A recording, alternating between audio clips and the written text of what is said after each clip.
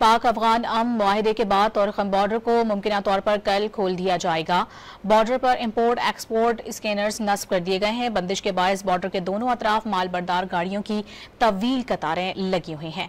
ताजिरों ने इल्जाम आयद किया है कि बॉर्डर की बंदिश से यौमिया करोड़ों रुपए का नुकसान हुआ। पाक अफगान अमन मुआहिदे के बाद तोरखम बॉर्डर को मुमकिना तौर पर कल खोल दिया जाएगा।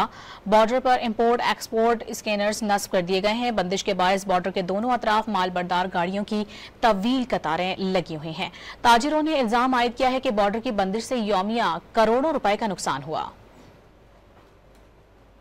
पाक अफगान अमन मुआहिदे के बाद तोरखम बॉर्डर को मुमकिना तौर पर कल खोल दिया जाएगा। बॉर्डर पर इंपोर्ट एक्सपोर्ट स्कैनर्स नस्ब कर दिए गए हैं। बंदिश के बायस बॉर्डर के दोनों अतराफ माल बरदार गाड़ियों की तवील कतारें लगी हुई हैं।